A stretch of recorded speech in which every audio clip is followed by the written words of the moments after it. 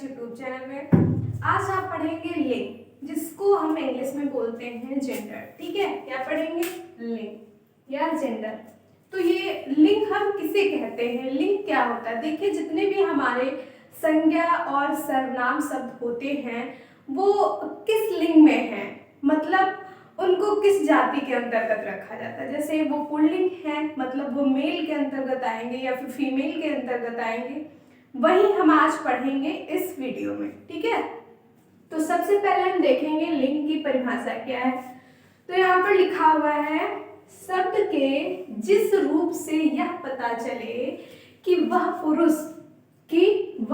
पुरुष जाति का है या स्त्री जाति का है। यही बात इसमें इम्पोर्टेंट है कि शब्द के जिस रूप से यह पता चले कि जो व्यक्ति है या वस्तु है या फिर कोई स्थान है या किसी का नाम है, तो वो पुरुष जाति के अंतर्गत आएगा या फिर स्त्री जाति के अंतर्गत आएगा, उसे कहते हैं लिंग।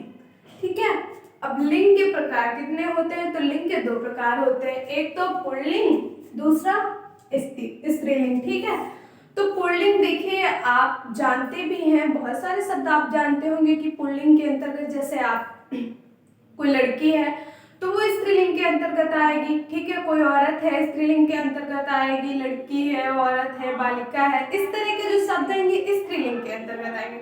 जबकि आप कह लीजिए बालक या फिर कोई आदमी, ठीक है, इस तरह के शब्द क्या है, पुल्लिंग में आएंगे। जैसे मौसा, फूफा, मामा, है ना, ये आप लोगों ने आमतौर पर सुना होगा कि आप मेल हो ये फीमेल है। ठीक है, लेकिन यहाँ पर तो बहुत सारे शब्द भरे पड़े हैं एकदम, क्योंकि संज्ञा के अंतर्गत तो बहुत सारे शब्द आते हैं। कौन कौन से? देखो, किसी व्यक्ति का नाम हो सकता है, वस्तु का नाम हो सकता है, स्थान का नाम हो सकता है, भाव हो सकता है। ठीक है, तो जितनी भी हमारी संज्ञाएं होती है ना, उनको किस कैटेगरी के अंतर्गत रखा जाता है, वो मेल है या फीमेल है, वो आज हम पढ़ेंगे। ठीक है, तो हम सबसे पहले देखेंगे पुल्लिंग, मतलब पुल्लिंग की पहचान हम कैसे करेंगे कि जो शब्द है, जो नाम है, वो जो व्यक्ति का नाम है या फिर कोई भी नाम है, वो पुल्लिंग के अंतर्गत आएगा या स्त्रीलिंग के अंतर्गत। तो सबसे पहले हम करेंगे पुल्लिंग की पहचान। कैसे? देखिए, पर्वतों के नाम, जितने भी पर्वत के नाम होंगे वो सब किसके अंतर्गत आएंगे? पुल्लिंग के अंतर्गत आएंगे। देखिए, विंध्याचल, हिमालय, कैलाश आदि, मतलब और भी जितने पर्वतों के नाम हैं वो किसके अंतर्गत आएंगे? तो पुल्लिंग के अंतर्गत आएंगे। ठीक है, दिनों के नाम, जैसे ये हमारा सोमवार, मंगलवार, बुधवार, बृहस्पतिवार, शुक्रवार, शनिवार, रविवार। ठीक है, तो ये सब क्या है? ये सब भी पुल्लिंग हैं। तो वही मैंने अभी आपको बताया था कि आप लोगों ने मौसा, मामा, मौसी, नानी, नाना ये सब सुना होगा, लेकिन आज आप पढ़ेंगे कि ये जितने भी नाम है, संज्ञा है, सर्वनाम है। सर्वनाम जैसे मैं बोलूँ मेरी, तो मेरी क्या है? किसी मतलब स्त्रीलिंग के लिए बोला जा रहा है, स्त्रीलिंग के लिए प्रयुक्त हो रहा है, जबकि मेरा बोल दो तो किसके लिए हो जाएगा? पुल्लिंग के लिए। इस तरह के शब्द होंगे सर्वनाम के अंतर्गत। उसके बाद लिखा हुआ है पेड़ों के नाम। पेड़ों के नाम या वृक्षों के नाम, जैसे पीपल, नीम, आम, शीशम, सागौन, जामुन आदि। जो पेड़ों के नाम होंगे, वृक्षों के नाम होंगे, वो भी हमारे आएंगे किसके अंतर्गत? तो पुल्लिंग के अंतर्गत आएंगे। रत्नों के नाम, जैसे हीरा जवाहरात है ना, तो देखिए लिखा भी हुआ है हीरा, पन्ना, मूंगा, मोती, मणिक आदि। ये जो रत्न होते हैं ना, ये भी आते हैं पुल्लिंग के अंतर्गत। पहले आप इनको देख लीजिए, फिर मैं आपको एक बढ़िया सी ट्रिक भी बताती हूँ। अनाजों के नाम, जिनको हम खाते हैं, है ना, जैसे गेहूं, चावल, लिखा भी होगा यहाँ पर गेहूं, चावल, बाजरा, चना, मटर, जौ, उड़द आदि। ये जो हमारे अनाज होते हैं, जिनको हम खाते हैं, खाने में प्रयुक्त करते हैं, ये किसके अंतर्गत आते हैं? तो ये होते हैं पुल्लिंग। ठीक है, ग्रहों के नाम, ठीक है, ग्रहों के नाम, जो ये ग्रह होते हैं हमारे सौरमंडल में, ये किसके अंतर्गत आते हैं? पुल्लिंग होते हैं या स्त्रीलिंग। ठीक है, तो देखिए सूर्य, चंद्रमा, चंद्रमा तो आप ऐसे भी कह सकते हैं कि वो पुल्लिंग के अंतर्गत आएगा, क्योंकि चंदा मामा कहते हैं ना, तो मामा तो वैसे भी पुल्लिंग होते हैं। तो सूर्य, चंद्रमा, मंगल, शुक्र, बुध, शनि, नेपच्यून, अरुण आदि। एक अपवाद है लेकिन इसमें क्या है कि जो पृथ्वी है वो भी ग्रह होता है, ठीक है, लेकिन जो पृथ्वी है होती तो ग्रह है लेकिन पृथ्वी जो है वो स्त्रीलिंग में आती है, यही एक अपवाद है, ये मैंने आगे लिख दिया है। जितने भी ग्रह हैं सबके सब आएंगे पुल्लिंग में, लेकिन जो पृथ्वी है वो होगी स्त्रीलिंग। ये बात आप कैसे याद रख सकते हैं कि जितने भी ग्रह हैं सीधा आप याद रख सकते हैं कि सबके सब होते हैं पुल्लिंग, लेकिन पृथ्वी को हम क्या बोलते हैं, माता। पृथ्वी हमारी माता है, तो जो माता है तो माता तो वैसे भी स्त्रीलिंग में आएंगी, ठीक है। फिर लिखा है हिंदी महीनों के नाम। जो हिंदी के महीने होते हैं चैत्र, वैशाख, ज्येष्ठ, आषाढ़, ठीक है, ये जो होंगे तो ये भी आएंगे हमारे पुल्लिंग के अंतर्गत। बाद में लिखा हुआ है देशों के नाम। जो देश हैं इनके जो नाम है ये भी आते हैं किसके अंतर्गत, पुल्लिंग के अंतर्गत। भारत, चीन, अमेरिका, कोरिया, इंडोनेशिया आदि। आदि मतलब और भी जो नाम होंगे वो आएंगे पुल्लिंग के अंतर्गत, लेकिन इसमें भी एक अपवाद है। कौन सा है,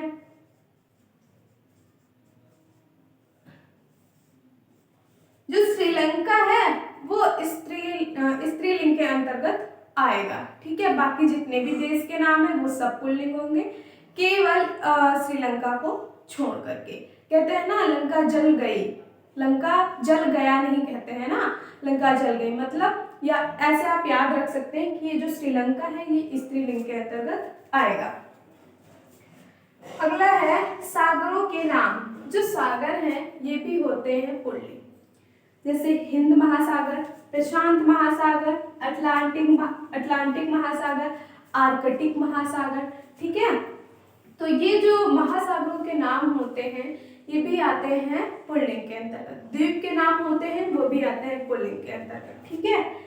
द्रव के नाम, द्रव मतलब तरल पदार्थ जो होते हैं, ठीक है, पेय या फिर आप कह सकते हैं, लेकिन द्रव पदार्थ सभी तो पेय नहीं होते लेकिन कुछ होते हैं, जैसे दूध, पानी, चाय, कॉफी, डीजल, पेट्रोल, मतलब जितने भी तरल पदार्थ हैं द्रव के अंतर्गत आते हैं वो भी क्या होते हैं, पुल्लिंग होते हैं। अब आप कहेंगे कि इतना सारा हम कैसे याद करें। देखिए पहली बात तो आपको याद हो जाएगा कि पर्वत के जो नाम हैं वो पुल्लिंग होंगे, दिनों के नाम वो भी पुल्लिंग होंगे, पेड़ों के नाम वो भी पुल्लिंग होंगे, रत्नों के नाम वो भी पुल्लिंग होंगे, अनाजों के नाम वो भी पुल्लिंग के अंतर्गत आएंगे, ग्रहों के नाम पुल्लिंग के अंतर्गत आएंगे, हिंदी महीनों के नाम पुल्लिंग के अंतर्गत आएंगे, देशों के नाम, सागरों के नाम और द्रव के नाम ये भी आएंगे किसके अंतर्गत, पुल्लिंग के अंतर्गत, ठीक है। आप कहेंगे अपवाद कैसे याद करें, मैंने अभी आपको बताया कि पृथ्वी हमारी माता होती और माता स्त्रीलिंग के अंतर्गत आती है। श्रीलंका कैसे आप याद रखेंगे कि जो श्रीलंका है तो कहते हैं ना लंका जल गई, ठीक है, जल गया नहीं कहते, जल गई मतलब ये स्त्रीलिंग के अंतर्गत आएगा, ठीक है। अब एक क्वेश्चन है जो दही है, ये ज्यादातर पूछ लिया जाता है एग्जाम में, बहुत जगह ऐसा बोला जाता है जो कि रोज प्रयोग किया जाता है ये वाक्य कि दही खट्टी है, दही खट्टी है, लेकिन ये गलत है। सही क्या होता है, दही खट्टा है, ठीक है। तो जो दही है वो पुल्लिंग के अंतर्गत होगा ना कि स्त्रीलिंग के अंतर्गत, ठीक है। क्या होगा, पुल्लिंग। ये आपको याद रखना है, ठीक है। अब इन सबको आप अगर ऐसे ही याद करना चाहें तो कैसे याद करेंगे, देखिए जैसे मैं आपसे कुछ बोलूं, अच्छा ये बताइए होता और होती,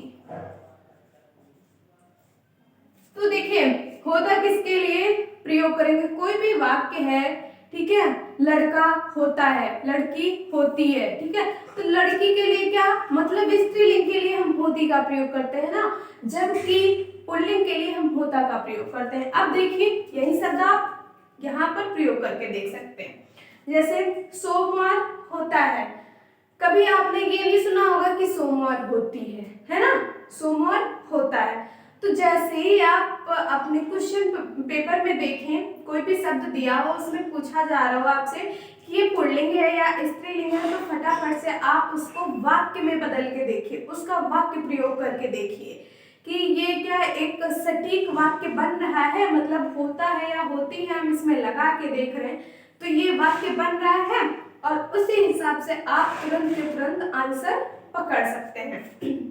जैसे देख लीजिए, आप इसमें कहीं पे भी देखिए ये पुल्लिंग है, इनमें कहीं भी आप होती का प्रयोग करके देखिए, आपको आपका जो जवाब है वो नहीं मिलेगा, क्योंकि जो वाक्य है वो एकदम सटीक नहीं बैठेगा, गलत लगेगा, ठीक है। और जैसे ही आप होता का प्रयोग करेंगे एकदम करेक्ट बैठेगा। इसलिए आप होता और होती, ये मेरी एक खुद की ट्रिक है जिसको मैं लगा के देखती हूँ, ठीक है। तो इसलिए मैंने भी आपको बताया कि इसको आप प्रयोग करके देखिए, ठीक है। मैं बोलूं चना होता है ना, चना होती है नहीं बोलते, चना होता है, शुक्र होता है ना, ग्रह। तो ऐसे ही मैं बोल दूं अमेरिका होता है, भारत होता है, ठीक है। इस तरह से बोल के देख सकते हैं। इसका स्क्रीनशॉट ले लीजिए, इसके बाद हम करेंगे स्त्रीलिंग की पहचान। अब देखिए स्त्रीलिंग की पहचान, ठीक है। तो स्त्रीलिंग में सबसे पहले बात आती है नदियों के नाम। तो जो नदियों के नाम होते हैं वो किसके अंतर्गत आते हैं, तो वो स्त्रीलिंग के अंतर्गत आएंगे। जैसे गंगा, यमुना, सरस्वती, गोदावरी आदि और भी जितनी नदियां हैं उनके जो नाम है, अगर पूछा जाए आपसे कि ये इसमें कौन सा लिंग है, तो आपको बताना है कि ये जो नदियां होती हैं हमारी वो स्त्रीलिंग के अंतर्गत आती हैं, ठीक है। बात आती है भाषाओं की। भाषाओं के जो नाम हैं वो भी स्त्रीलिंग के अंतर्गत आते हैं। जैसे हिंदी भाषा हो गई जिसको हम पढ़ रहे हैं अभी, ठीक है, संस्कृत भाषा हो गई, अंग्रेजी भाषा हो गई, उर्दू भाषा हो गई, और भी बहुत सारी भाषाएं हैं, और जो भी भाषाएं हैं वो स्त्रीलिंग के अंतर्गत आती हैं। उसके बाद बात आती है लिपियों की। जैसे कहते हैं ना हिंदी भाषा किस लिपि में लिखी जाती है, तो देवनागरी लिपि, ठीक है। देवनागरी, रोमन, अरबी, फारसी एक लिपि होती है ना लिखने की, तो जो लिपि है वो भी हमारे आएंगे किसके अंतर्गत, स्त्रीलिंग के अंतर्गत। तिथियों के नाम, तिथि जैसे कहते हैं ना आज प्रथमा है, कल द्वितीया है, तृतीया है ना, तीज जिसको बोलते हैं, तो प्रथमा, द्वितीया, एकादशी, पूर्णिमा, अमावस्या जो भी होती हैं, प्रतिपदा जिसको बोलते हैं, वो सभी आती है स्त्रीलिंग के अंतर्गत, ठीक है। उसके बाद लिखा है बोलियों के नाम। जो बोलियों के नाम होते हैं जो हम बोलते हैं, जैसे कहीं खड़ी बोली है, कहीं की अवधी है, कहीं की ब्रज है, कहीं की पंजाबी है, ठीक है। तो ये क्या है, ये बोलियां हैं, और ये जो बोलियां हैं ना ये किसके अंतर्गत आती है, स्त्रीलिंग के अंतर्गत आती हैं। ब्रज राजस्थानी, हरियाणवी, पंजाबी आदि, ठीक है। आप कैसे पता लगा सकते हैं, जैसे आपको ये याद ना रहता तो आप इसका ना सेंटेंस बना के देखिए, वाक्य। पंजाब में पंजाबी भाषा बोली जाती है, ना कि आप ऐसे बोलेंगे पंजाब में पंजाबी भाषा बोला जाता है, ठीक है। गलत है ये, क्योंकि जब हम इसको बोल रहे हैं तो ये बोलते हुए क्या गलत लग रहा है, ठीक है, इसलिए ये गलत है। और क्या पंजाबी भाषा बोली जाती है, तो जब बोली जाती है मतलब ई की मात्रा, मतलब स्त्रीलिंग के लिए, ठीक है। तो क्या हो जाएगा, ऐसे ही आप समझ सकते हैं किसमें स्त्रीलिंग है, ठीक है। उसके बाद है बात आती है नक्षत्रों की। तो जो नक्षत्रों के नाम होते हैं, देखिए इसमें कंफ्यूज नहीं होना है कि जो ग्रहों के नाम है वो किस में आएंगे, पुल्लिंग में आएंगे। नक्षत्रों के जो नाम है वो स्त्रीलिंग में आएंगे। रोहिणी, अश्विनी, भरणी, देखिए ये जो नाम है ये भी कुछ स्त्रीलिंग की तरह ही है ना। रोहिणी किसी लड़की का भी नाम हो सकता है, फिलहाल यहाँ पर तो नक्षत्र का नाम है, लेकिन ये किसी लड़की का भी नाम हो सकता है, ठीक है। रोहिणी, अश्विनी, भरणी, तो इसलिए आपको याद रखना है कि ये जो है ये स्त्रीलिंग के अंतर्गत आएंगे। और जो है ये कुछ मेन थे जो मैंने आपको बताए, ठीक है। और तो आप जानते हैं जैसे देवियों के नाम हैं वो किस में आएंगे, स्त्रीलिंग में। देवताओं के जो नाम है वो पुल्लिंग में आएंगे। और भी जितने भी मैंने बताया रिलेशनशिप में, जैसे मामा मामी, तो ये तो मामी है वो स्त्रीलिंग में आ जाएंगी, मामा है वो पुल्लिंग में हो जाएंगे, ठीक है। और बात आती है शरीर के अंगों की नाम। तो कुछ शरीर के जो अंग हैं वो पुल्लिंग में आते हैं, कुछ जो है वो स्त्रीलिंग में आते हैं। कैसे आप पता लगाएंगे? जैसे नाक होती है, ठीक है, नाक होती है तो नाक किस में आ जाएगा? स्त्रीलिंग में, ठीक है। गला होता है, गला किस में चला जाएगा? पुल्लिंग में, ठीक है। इस तरह से आप पता लगा सकते हैं। तो ये जो आपका लिंग चैप्टर है वो कंप्लीट हो चुका है। अब हम पढ़ेंगे नेक्स्ट वीडियो में वचन। तब तक के लिए धन्यवाद, टाटा बाय बाय, जय हिंद। और अगर आपको मेरी वीडियो पसंद आए तो लाइक, सब्सक्राइब और शेयर जरूर करें।